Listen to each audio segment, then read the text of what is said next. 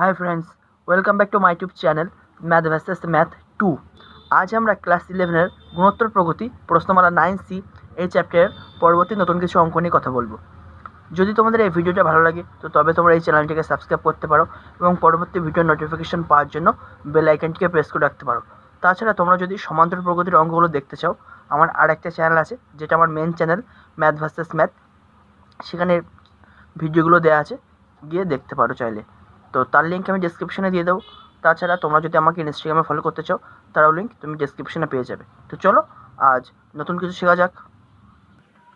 10-এর 1 দাগ কী বলছে? A B c সংখ্যা তিনটি a square plus b square into b square plus c square equal to a b plus b c whole square সত্য সিদ্ধ করে দেখাও যে এ বি সি সংখ্যা তিনটি গুণোত্তর প্রগতিতে আছে। তো এই ইকুয়েশনটাকে আমাকে ইউজ করে দেখাতে হবে যে এ বি সি গুণোত্তর প্রগতিতে আছে। তো চলো, যেটা দিয়েছে আমি লিখে নিয়েছি। তার মানে কি, এবার এই দুটোকে আমি গুণ করছি। তাহলে a square into b square a square b square plus a square into c square, তাহলে a square c square plus b square into b square, তাহলে plus b to the power 4 plus b square into c square, তাহলে plus b square c square equal to এটা a plus b whole square formula ফেলবো। তার মানে কি a square, তার মানে কি এ বি এর হোল স্কোয়ার, সেটাকে ডাইরেক্ট লিখতে পারি a square b square plus 2ab, তাহলে 2 ইন্টু এ বি ইন্টু এখানে বি মানে এখানে কত আছে বিসি প্লাস বি স্কোয়ার মানে কি বিসি এর হোল স্কোয়ার, তাহলে সেটাকে কীভাবে লিখতে পারি বি স্কোয়ার সি স্কোয়ার। তাহলে এইগুলোকে সব এবার এই পাশে নিয়ে আসছি। তাহলে কী পাচ্ছি, বা a square b square plus a square c square plus b to the power 4 plus b square c square. এবার এগুলোকে এই পাশে নিয়ে এসো, minus a square b square, কারণ কি এই পাশে আনলে সাইন চেঞ্জ হয়ে যাবে, minus 2ac b square minus B square c square equal to 0। ঠিক আছে, এবার দেখো কাটাকুটি যাচ্ছে, কিরকম কাটাকুটি যাচ্ছে, a square b square a square b square কেটে যাচ্ছে, বি স্কোয়ার সি স্কোয়ার এই বি স্কোয়ার সি স্কোয়ার কেটে যাচ্ছে। তাহলে কী পড়ে থাকছে a square c square minus 2ac b square আর plus b to the power 4 equal to 0।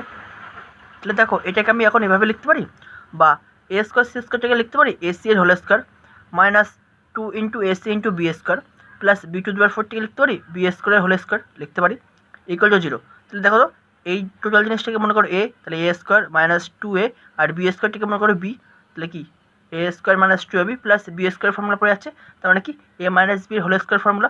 Just এখান থেকে আমরা কি লিখতে পারি a c minus B square whole square equal to 0। তাহলে কি এই পাশেও তাহলে বর্গমূল করে দেবো, তাহলে উভয় থেকে বর্গমূল করলে আমরা কী পাচ্ছি AC minus B square equal to 0, কারণ কি 0-এর বর্গমূল কত হয় 0। তাহলে এখান থেকে আমরা কী লিখতে পারি AC equal to B square, বা এটাকে এভাবে তো লিখতে পারো ঘুরিয়ে B square equal to AC. তাহলে এটাই তো আমাকে প্রমাণ করতে হতো, তাই লিখেছি যেহেতু B square equal to AC অতএব এবিসি গুণোত্তর প্রগতিতে আছে। কারণ কি তিনটের সংখ্যা গুণোত্তর প্রগতিতে থাকা মানে কি মিডিলটার বর্গ ইকুয়াল টু প্রান্তীয় দুটো পদের গুণফল, that is B square equal to AC. তাই আমি সেটাই তো এখানে প্রমাণ করে দিয়েছি, অতএব এবিসি গুণোত্তর প্রগতিতে আছে। ঠিক আছে, 10-এর 2। তো তোমাদের কাছে একটাই রিকোয়েস্ট, যদি ভিডিওটা ভালো লাগে তো তবে তোমরা এই চ্যানেলটিকে সাবস্ক্রাইব করতে পারো, ভালো লাগবে একটু, আর কিছুই না। তাহলে 10-এর 2 কী বলছে, এ বি সি গুণোত্তর প্রগতিতে থাকলে দেখাও যে a square plus a b plus b square by b c plus c a plus a b equal to a plus b by b plus c. এটা আমাকে দেখাতে হবে, বাম পক্ষ ইকুয়াল টু ডান পক্ষ আমি প্রমাণ করব।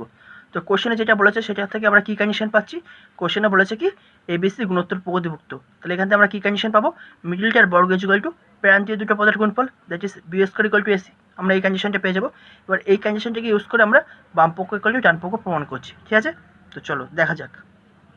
তাহলে আমি বাম পক্ষটা লিখে নিয়েছি, তাহলে সমান এ square plus a b plus, এখন বি স্কোয়ার ইকুয়াল টু কত পেয়েছি এসি, তাহলে এখন এই বি স্কোয়ার পরিবর্তে লিখতে পারি এসি, তাহলে লিখেছি বাই বিসি যেরকম ছিল লিখলাম প্লাস সিএ, সিএ মানে কি এসি বলতে পারি, সিএ মানে যা এসি মানেও সেম জিনিস, তাহলে সিএ মানে তাহলে কত লিখতে পারি এখন বি স্কোয়ার, তাহলে এই সি এর পরিবর্তে লিখে দিয়েছি B square plus a B সমান দেখো ওপরে প্রত্যেকটা পদের মধ্যে এ আছে, তাহলে আমি এ কমন নিচ্ছি, তাহলে এ কমন নিলে কী পাবো এ ইন্টু এ প্লাস বি প্লাস সি, আর নিচে প্রত্যেকটা পদের মধ্যে বি আছে, তাহলে আমি বি কমন নিচ্ছি, তাহলে কী পাবো b into c plus b plus a, তাহলে a plus b plus c যা c plus b plus a একই জিনিস, তার মানে কি ওপর নিচে সেম জিনিস আছে, এটার এটা কেটে দেবো, তাহলে কী পড়ে থাকছে এ বাই বি। তাহলে বাম পক্ষের ভ্যালু আমরা কত পাচ্ছি এ বাই বি, তাহলে আমাকে ডান পক্ষেরও ভ্যালু কত আনতে হবে এ বাই বি, তাহলে এই তো আমি বাম পক্ষ করলে ডান পক্ষ বলতে পারবো। তো চলো এবার ডান পক্ষে দেখি, ডান পক্ষে আছে কি a plus b by b plus c equal to, দেখো বাম পক্ষ থেকে আমি কি বুঝলাম আমার উপরে থাকবে এ নিচে থাকবে বি, তার তবেই তো আমি এ বাই বি আনতে পারবো। তার মানে কি এখানেও তাহলে আমার কি ওপরে এ আনতে হবে নিচে বি আনতে হবে, উপরে এ আনতে হবে নিচে বি আনতে হবে, তাহলে আমি এ কমন নিচ্ছি, তাহলে আমাকে প্রথমেই তো এ আনতে হবে, তাহলে এটাকে আমি কমন নিচ্ছি, তাহলে কী পাবো এ ইন্টু 1 প্লাস বি বাই এ। আর নিচে আমার কি আনতে হবে, বি আনতে হবে। তাহলে আমি বি কমন নিচ্ছি, তাহলে B into one plus C by B. তাহলে বি কমন নিলে তো আমি এটাই পাবো, তাহলে আমার এ বাই বি চলে আসলো, তাই তো। এবার এটাকে আমি ক্যালকুলেশন করছি, দেখো কীভাবে ক্যালকুলেশন করছি। দেখো B square equal to AC, আমরা প্রথমে এই কন্ডিশনে পেয়েছি। তাহলে বি স্কোয়ার মানে লিখতে পারি বি ইন্টু বি লিখতে পারি, ইকুয়াল টু এসি মানে কি এ ইন্টু সি। তাহলে দেখো এখন এখান থেকে আমি লিখতে পারি একটা একে এই পাশে নিয়ে এসো, তাহলে বি বাই এ হয়ে গেল, ইকুয়াল টু এই বিটাকে এই পাশে নিয়ে এসো, তাহলে কি লিখতে পারি সি বাই বি। তাহলে আবার দেখো কোনো গুণ করলে B square equal to AC ফিরে পাচ্ছ। দ্যাট ইজ এই বি স্কোয়ার ইকুয়াল টু এসিকে আমি লিখতে পারি কি B by A equal to C by B. তাহলে এটা আমার কোন কাজে লাগবে, এই জায়গায় দেখো। তাহলে এই বি বাই এর পরিবর্তে আমি কি লিখে দিতে পারি সি বাই বি, কারণ কি এই দুটো ইকুয়াল। তাহলে এখন এই বি বাই এর পরিবর্তে লিখে দিচ্ছি সি বাই বি। দেখো তাই লিখে দিলাম। তাহলে a into one plus C by b by b into one plus C by b আগের থেকে ছিল। তাহলে এটা সেম জিনিস, তাহলে কেটে গেল, তাহলে কী পড়ে থাকছে এ বাই বি। তাহলে এটা বাম পক্ষের সাথে ইকুয়াল হয়ে গেল। দ্যাট ইজ এখান থেকে আমরা কী বলতে পারছি, অতএব a square plus a b plus b square by b c plus c a plus a b equal to a plus b by b plus c প্রমাণিত। ঠিক আছে, এবার 11 দাগ কী বলছে, একজন বালক প্রথম দিনে 1 টাকা, দ্বিতীয় দিনে 2 টাকা, তৃতীয় দিনে 4 টাকা, চতুর্থ দিনে 8 টাকা এভাবে সঞ্চয় করতে লাগলো। 10 দিনে তার মোট কত সঞ্চয় হবে? অ্যান্সার, একজন বালক প্রথম দিনে 1 টাকা, দ্বিতীয় দিনে 2 টাকা, তৃতীয় দিনে 4 টাকা এইভাবে সঞ্চয় করে, তাই তো বলেছে কোশ্চেন। তাহলে স্পষ্টতই বালকটির সঞ্চয় দ্যাট ইজ প্রথম দিনে 1 টাকা, দ্বিতীয় দিনে 2 টাকা, তৃতীয় দিনে 4 টাকা এবং করতে করতে এগিয়ে যাবে। এটি একটা কী প্রগতি তৈরি করছে, একটি গুণোত্তর প্রগতি গঠন করে, যার প্রথম পদ কত, এ মানে কত, প্রথম পদকে আমরা এ দ্বারা ডিনোট করি, তাহলে প্রথম পদ কত 1, এবং সাধারণ অনুপাত কত, যেটাকে আমরা আর দ্বারা ডিনোট করি, কত হচ্ছে 2। কারণ কি প্রত্যেকটা পদের সাথে 2 গুণ করে দেখিয়ে যাচ্ছে, 1-এর সাথে 2 গুণ করে 2 পেয়েছি, আবার 2-এর সাথে 2 গুণ করবো 4 পাবো। চতুর্থ দিনে 8 টাকা পড়ছে, তার মানে কি 4-এর সাথে 2 গুণ করে তবে তো 8 পেয়েছি। দ্যাট ইজ সাধারণ অনুপাত, দ্যাট ইজ যেটাকে আমরা আর দ্বারা ডিনোট করি, তার ভ্যালু কত 2। তার মানে কি সেইভাবে 10 দিন টাকা সঞ্চয় করেছে। অতএব এই 10 দিনের মোট কত টাকা সঞ্চয় করেছে সেটা আমাকে বার করতে হবে। এবার দেখো আমরা ফর্মুলা কি জানি, তাহলে এখানে আর এর ভ্যালু কত 2, দ্যাট ইজ 1-এর থেকে বড়। তাহলে এক্ষেত্রে গুণোত্তর প্রগতির n সংখ্যক পদের সমষ্টির ফর্মুলা কী হয়, a into r to the power n minus 1 by r minus 1, যেখানে এ হলো তোমার প্রথম পদ, আর হলো তোমার সাধারণ অনুপাত, n মানে কি যতগুলো পদে তুমি নিচ্ছ। তাহলে এখানে আমাকে 10 দিনে বালকটি মোট সঞ্চয় বের করতে হবে। তাহলে এখানে n এর ভ্যালু তাহলে কত হবে 10, এর ভ্যালু আমরা পেয়ে গেছি 1, আর আর এর ভ্যালু কত 2। তাহলে এখানে জাস্ট পুট করে দাও, তাহলে এ মানে 1 into 2 to the power 10 minus 1 by 2 minus 1, তাহলে টাকা। তাহলে এত টাকা সে 10 দিনে সঞ্চয় করবে। অতএব এটার ক্যালকুলেশন করলে আমরা কত পাচ্ছি, 1023 টাকা। দ্যাট ইজ ওই বালক 10 দিনে কত টাকা সঞ্চয় করবে, 1023 রুপিস। ঠিক আছে, তো চলো এবার 12 দাগের অঙ্কটা দেখা যাক।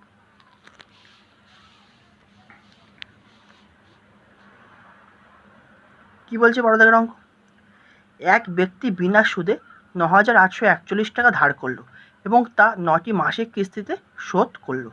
কিস্তিগুলি এমন যে কোনো কিস্তির পরিমাণ দ্বিতীয় কিস্তি থেকে আগের কিস্তির 3 গুণ, তাহলে শেষ কিস্তির পরিমাণ নির্ণয় করো। ঠিক আছে, তো আমি মনে করছি এখন আমার এটা একটা গুণোত্তর পদ্ধতির কথা হবে, কারণ আমরা গুণোত্তর পদ্ধতির অঙ্ক করছি সেজন্য। আর তাছাড়া গুণ কথা বলেছে, আগের কিস্তির থেকে 3 গুণ, তাহলে এরকম 3 গুণ করা বা গুণমূলক কোনো কথা থাকলে সেটা আমরা সাধারণত গুণোত্তর পদ্ধতির মধ্যে ধরি। তো গুণোত্তর পদ্ধতির ক্ষেত্রে ধরতে গেলে আমাকে দুটো জিনিস জানা দরকার, একটা হচ্ছে প্রথম পদ আর একটা হলো সাধারণ অনুপাত। তো এখানে প্রথম পদ তো আমাকে বলে দেয়নি, তাহলে সেটা আমাকে ধরতে হবে। তাহলে এখানে প্রথম পদ মানে কি প্রথম কিস্তির পরিমাণ, তাহলে আমাকে প্রথমে প্রথম কিস্তির পরিমাণটাকে ধরে নিতে হবে। তাহলে মনে করি ওই ব্যক্তির প্রথম কিস্তির পরিমাণ এ টাকা। ঠিক আছে, এবার কোশ্চেনে কি বলছে, কোশ্চেনে বলছে প্রশ্নানুসারে ওই ব্যক্তি দ্বারা প্রদত্ত কিস্তিগুলি একটি গুণোত্তর শ্রেণী গঠন করে যার সাধারণ অনুপাত আর, যেটাকে আমরা আর দ্বারা জেনারেট করি, ইকুয়াল টু 3। কারণ কি বলেছে আগের কিস্তি 3 গুণ করে হবে, দ্যাট ইজ আজকে ধরি 1 টাকা দিলাম, তাহলে পরের কিস্তিতে কত দেবো, তার 3 গুণ 3 টাকা, তার পরের কিস্তিতে কত দেবো, তার 3 গুণ, দ্যাট ইজ 9 টাকা, দ্যাট ইজ 3 গুণ করে বাড়বে। দ্যাট ইজ এই জন্য আমরা সাধারণ অনুপাত কত ধরেছি, আর মানে সাধারণ অনুপাত দ্বারা জেনারেট করি। তাহলে আর এর ভ্যালু কত এখানে 3, এবং 9টি মাসিক কিস্তির যোগফল কত হবে 9,841 টাকা।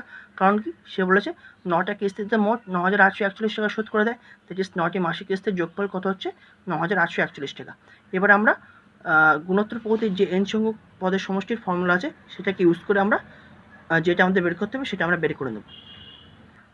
তাহলে এখানে আর এর ভ্যালু কত 3, তো দ্যাট ইজ 1-এর থেকে বড়।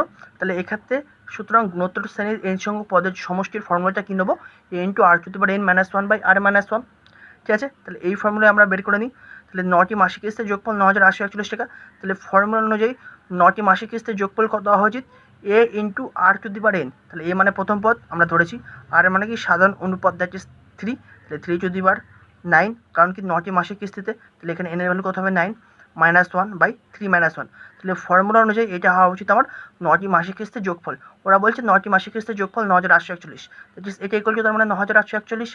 তাহলে এবার ক্যালকুলেশন করো, তাহলে a into 3 to the power 9 - 1 is equal to 9841 into 2, কারণ কি 3 - 1 কত হয় 2, তাহলে কোনো গুণ করে দিলাম, তাহলে বা এ ইন্টু 3 টু দি পাওয়ার 9 মানে কত 19,683 - 1 ইকুয়াল টু 9841 ইন্টু 2 কত হয় 19,682, ঠিক আছে।